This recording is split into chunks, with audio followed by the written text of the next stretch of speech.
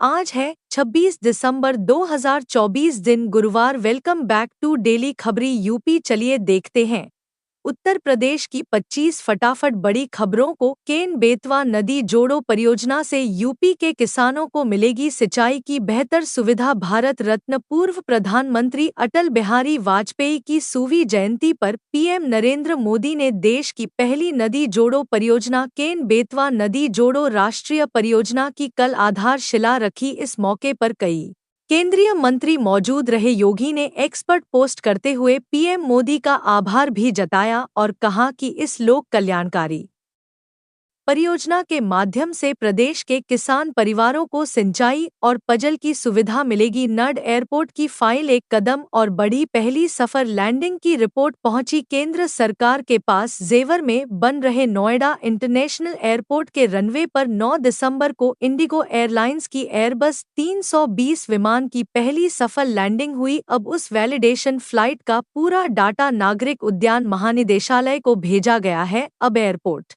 संचालकों के द्वारा एरोड्रोम लाइसेंस के लिए आवेदन किया जाएगा। योगी आदित्यनाथ का किसानों को तोहफा। किसानों के लिए मुआवजे की राशि को बढ़ाया। उत्तर प्रदेश के मुख्यमंत्री योगी आदित्यनाथ ने जेवर में बन रहे नोएडा एयरपोर्ट से प्रभावित किसानों के लिए मुआवजे की राशि को बढ़ा दिया है। अब नोएडा एयरपोर्ट से प्रभावित किसानों को 44,300 प्रति वर्ग मीटर के हिसाब से मुआवजा मिलेगा, जिसके बाद नोएडा एयरपोर्ट के काम में तेजी आ गई। न्यू नोएडा के जमीन अधिग्रहण के लिए कंपनी फाइनल। पहले चरण में यह 15 गांव होंगे शामिल। नोएडा के नई सेक्टर और न्यू नोएडा दोनों के लिए जमीन अधिग्रहण किया जाना है। सहमति के आधार पर किया जाएगा। इसके लिए प्राधिकरण ने सलाहकार कंपनी टीला को अपॉइंट्स में कंपनी ने अपना पूरा प्रोसेस बताया। सबसे पहले सेक्टर 161 में जमीन के लिए किसानों से बातचीत की जाएगी। इसके बाद न्यू नोएडा की जमीन के लिए किसानों से बात होगी। जिर एयरपोर्ट तक इलेक्ट्रिक बसेस को चलाने का खाका तैयार। जेवर एयरपोर्ट से आसपास के शहरों को जोड़ने के लिए 6 रूट पर 175 इलेक्ट्रिक बसेस के संचालन का खाका तैयार किया गया है। यह निर्णय परिवहन विभाग, मेरठ मंडल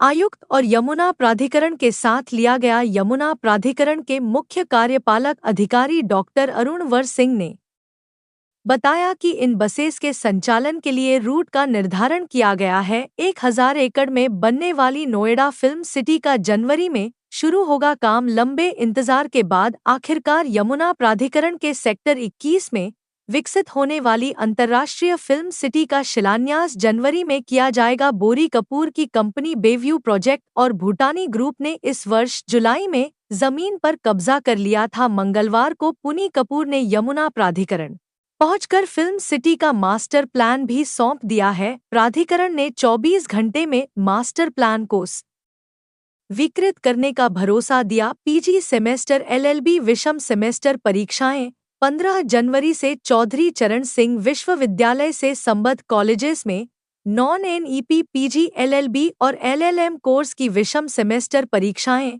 15 जनवरी से होंगी। 10 से 1 और 2 से 5 बजे तक 2 पालियों में प्रस्तावित यह परीक्षाएं 31 जनवरी तक चलेंगी। बीएससी एजी ऑनर्स, बीएससी होम साइंस के पेपर 6 जनवरी से शुरू हो जाएंगे।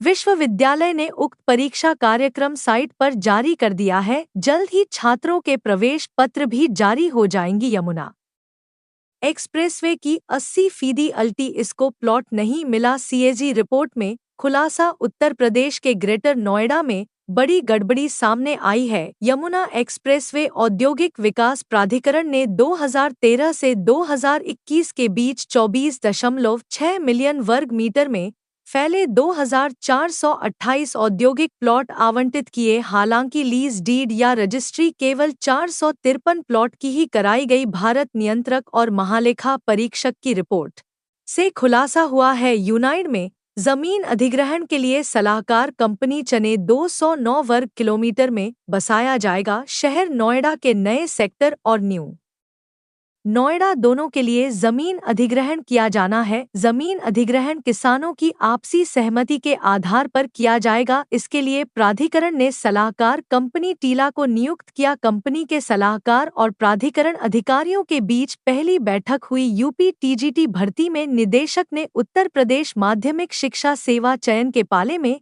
डाली गीन। टीजीटी 2013 की अवशेष पैनल के अभ्यर्थियों की नियुक्ति के मामले में निदेशक माध्यमिक शिक्षा ने गेन चयन बोर्ड के पाले में डाल दी है। निदेशक ने इलाहाबाद हाई कोर्ट में व्यक्तिगत हल्फनामा दाखिल कर कहा कि चयनित उम्मीदवारों की नियुक्ति की कार्यवाही शुरू करना यूपी माध्यमिक शिक्षा सेवा चयन बोर्ड प्रयागराज का काम है, इसमें उनकी कोई भूमिका नहीं है। इस पर कोर्ट ने याच के अधिवक्ता को निदेशक के हलफनामे का जवाब दाखिल करने के लिए 2 सप्ताह का समय दिया है। खालिस्तानी आतंकी ने दी सीएम योगी को जान से मारने की धमकी। उत्तर प्रदेश की पीलीभीत में 3 खालिस्तानी आतंकियों को पुलिस ने ढेर कर दिया था। इस एनकाउंटर को लेकर खालिस्तानी जिंदा फोर्स के आतंकी रणजीत सिंह नीटा प्रूफ से बदला लेने की बात कही। यूपी में खराब प्रदर्शन करने वाले बिजली कर्मियों पर एक्शन शुरू। उत्तर प्रदेश पावर कॉरपोरेशन के चेयरमैन डॉक्टर आशीष गोयल की समीक्षा बैठक के बाद राजस्व वसूली में खराब प्रदर्शन करने वाली बिजली कर्मियों के खिलाफ कार्यवाही शुरू हो गई। जौनपुर जिले में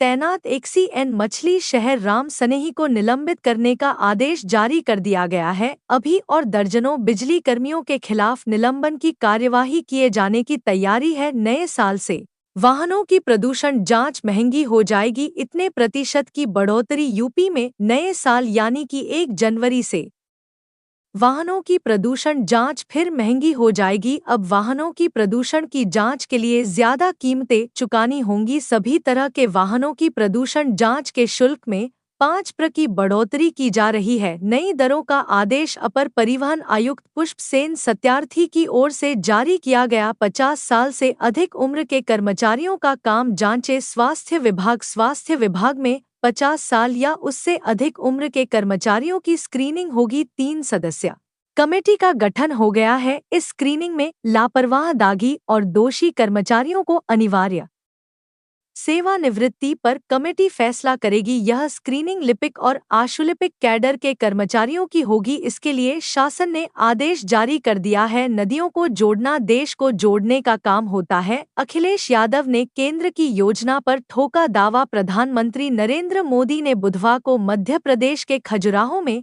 केन बेतवा नदी जोड़ो परियोजना का शिलान्यास किया। यह परियोजना मध्य प्रदेश के छतरपुर पन्ना जिले में केन नदी पर विकसित की जा रही है। इस बीच समाजवादी पार्टी के राष्ट्रीय अध्यक्ष और यूपी के पूर्व मुख्यमंत्री अखिलेश यादव ने सोशल मीडिया अकाउंट्स पर पूर्व प्रधानमंत्री मनमोहन सिंह और मुलायम सिंह यादव की फोटो शेयर करते हुए योजना पर समाजवादी पार्टी का दावा ठोका है। न्यायिक दूंगा रिपोर्ट। पीसीएसजे 2022 भर्ती में सामने आई गड़बड़ियां मानवीय भूल है या फिर किसी साजिश का हिस्सा? इसकी जांच जनवरी के आखिरी हफ्ते से शुरू होगी। हाई कोर्ट की ओर से गठित किए गए न्यायिक जांच आयोग के अध्यक्ष इलाहाबाद हाई कोर्ट के पूर्व मुख्य न्यायाधीश गोविंद माथुर ने इसकी पुष्टि की। कहा, मैं अभी जर्मनी में हूं, यहाँ कुछ हफ्ते लगेंगे, लेकिन अपनी जांच 31 मई 2025 की निर्धारित सीमा के अंदर पूरी कर लूंगा। एलसी ग्रेड व प्रवक्ता के चयनित अभ्यर्थियों की नियुक्ति प्रक्रिया शुरू 27 दिसंबर है। अंतिम तिथि। माध्यमिक शिक्षा विभाग ने राजकीय विद्यालयों में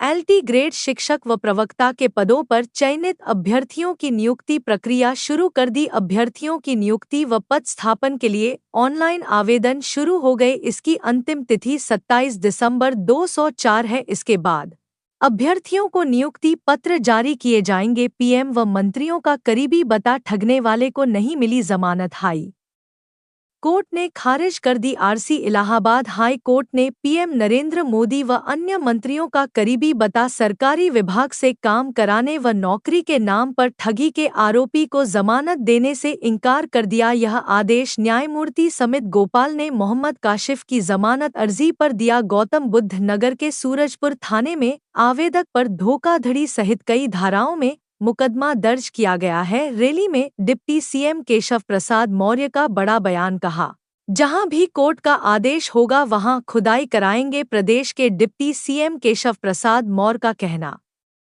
है कि संभल या किसी अन्य शहर में मंदिरों की तलाश में सर्वे और खुदाई कोर्ट के आदेश पर हो रही है। कोई दूसरी जगह पर भी कोर्ट में इस तरह की याचिकाएं लोगों ने दायर की है। जहां भी कोर्ट का आदेश होगा सरकार उसके अनुपालन में वहां सर्वे और खुदाई जरूर कराएगी। लेखपाल बनने का सुनहरा मौका 7,994 रिक्त पदों पर जल्द होगा अधियाचन। लेखपाल के 7,994 रिक्त पदों को भरने की प्रक्रिया जल्दी शुरू हो जाएगी। राजस्व परिषद ने पदों को भरने के लिए उत्तर प्रदेश अधीना सेवा चयन आयोग को भर्ती प्रस्ताव भेज दिया। इसमें सभी मंडलों और जिलों के रिक्त पदों को शामिल किया गया। मुख्यमंत्री योगी आदित्यनाथ ने पूर्व में ही इन सभी रिक्त पदों को शीघ्र भरने के निर्देश दिए थे। अब पीडीए की हर जाति के महापुरुषों को चर्चा में लाएगी सपा। दलित वोटों की एकजुटता के लिए उठाई ये कदम। सभा आने वाले समय में अपनी राजनीतिक स्टाइल बदलती दिखाई देगी। पीडीए में शामिल जातियों के महापुरुषों पर फोकस करने के साथ वो अंबेडकर और संविधान के मुद्दों को बनाए रखना चाहेगी। पार्टी इस रणनीति पर जल्द ही अमली जामा पहनाएगी। समाजवादी पार्टी पीडीए में शामिल प्रत्येक जाति के महापुरुषों की जयंती और पुण्यतिथि पर विधानसभा वार कार्यक्रमों का आयोजन करेगी। आरआईटीएस जस्टिनिक भर्ती 9 जनवरी 2025 तक करें आवेदन। सरकारी नौकरी की तलाश कर रहे युवाओं के लिए सुनहरा अवसर सामने आया। Rail India technical and economic service limited ने इंजीनियर प्रोफेशनल पदों पर भर्ती के लिए अधिसूचना जारी कर दी। इच्छुक एवं योग्य उम्मीदवार 9 जनवरी 2025 तक ऑनलाइन आवेदन कर सकते हैं। पीचनेस्म पोर्टल पर 22 नए कोर्स शुरू किए। बनारस हिंदू यूनिवर्सिटी ने जनवरी 2025 सेशन के लिए 22 कोर्सेज को शुरू किया है।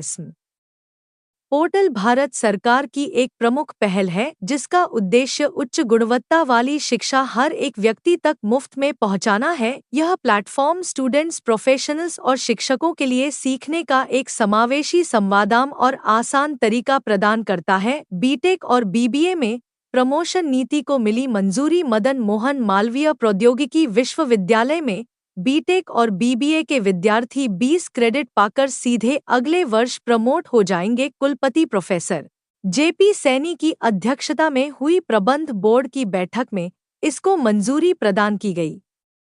इसके अलावा 19 दिसंबर को विद्या परिषद की बैठक में लिए गए सभी निर्णयों पर विद्या परिषद से हरी झंडी प्रदान की गई। यूपी वालों के लिए गुड न्यूज, बस के किराए में भारी कटौती। परिवहन विभाग के मुताबिक इन बसेस का किराया 25 दिसंबर से 20 पर तक घटा दिया गया। इससे यात्रियों को सर्दी के मौसम में राहत होगी और अब वह सस्ती दरों पर एसी बसेस में यात्रा कर पाएंगे। पहले एसी जनरथ और शताब्दी बसेस में 100 किलोमीटर की यात्रा के लिए यात्रियों को 6,163 देना पड़ता था, लेकिन अब यह घटाकर ₹1.45 कर दिया गया है। तो यह थी आज की 25 फटाफट बड़ी खबरें। अगर आपको न्यूज़ पसंद आई हो तो वीडियो को लाइक और शेयर जरूर करें। धन्यवाद।